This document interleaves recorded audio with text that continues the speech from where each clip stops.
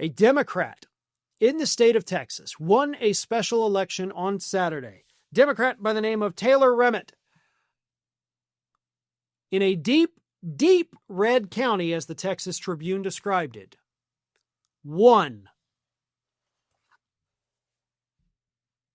He won a state Senate seat in a deep red district that a year ago, year and a half ago, Donald Trump carried by 17 points. So it's not like, it's a deep red district that's a +3 Republican. It was a +17 Republican district. And a Democrat, as it was, pointed out, former labor union leader, can't get more like working class than that, which I love to see, defeated a Republican. The Democrat was outspent by millions of dollars. This Republican at one point, by the way, even had Miriam Adelson dump in $3.5 million to her last campaign. So it's a well-known Republican who got her ass kicked. I talk about this every election year because I've seen it every election year for more than 20 years that I've been working in progressive media. Every election year, we see stories. This will be the year that Texas turns blue. Oh, it's going to happen. All the signs are pointing to Texas turning blue. And then, of course, it never happens. I've never fallen for that nonsense. A couple times I got close, right? I'm not going to lie. But if ever there was going to be a year where Texas had the chance to turn blue, kind of feels like it might be this year. I mean, if Taylor Remmett had won, or Remmett, however you pronounce that, my apologies, if he had won a swing district, I wouldn't even be talking about it. But this was a deep red R+17 district. And he trounced his opponent 57% to 43%. It's not even like he won by 1 or 2 points. He flipped it from an R+17 to a D+14. That is a 31-point flip in less than a year and a half. So that seems significant. That seems terrifying if you're a Republican. And Republicans are already downplaying it. Republicans have already come out and said, well, yeah, I mean, special elections are different. No, they're not.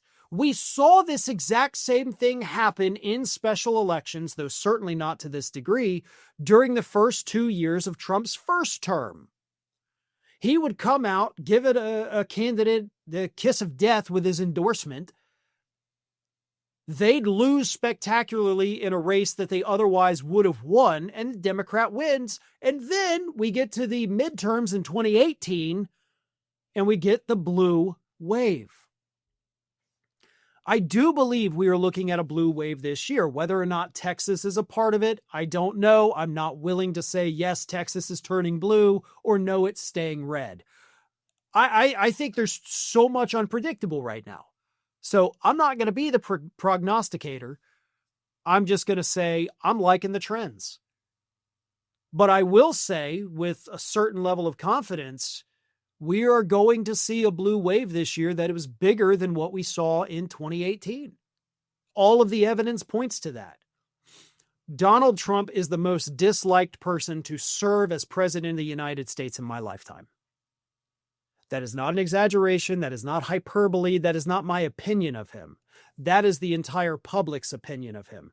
A higher disapproval rating than any president in my 42, soon to be 43 years on this planet. Nobody has ever achieved that. He's never achieved that even in his first term during COVID. This man is so unpopular that he is driving deep red areas of Texas to vote for a Democrat.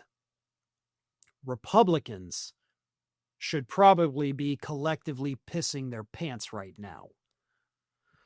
A super chat from the Emery says, what's even more telling is the trend is holding. Some Republicans are cross-ballot voting for Democrats, and independents are likewise doing the same. Yet everything looks promising. We're not seeing it taper off. We're seeing it increase. I mean, the Democratic victories we've seen, not just this weekend in Texas. We have seen them in areas of Mississippi. We have seen them in areas of the North that Republicans held for over 100 years. Flipped to Democrat for the first time in over a century.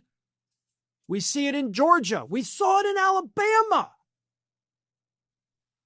And I got to tell you, as somebody that does live down here in the American South, this is Trump country for the most part, or at least it was.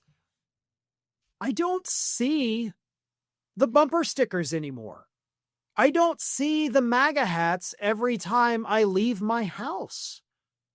It was great driving around town on a Saturday with my wife, seeing the No Kings protesters, the ICE protesters in this area. There were tons of them. It was amazing. So things are changing in the country, and they're changing in a way that I don't think Republicans are happy with. I can't imagine they'd be happy with them.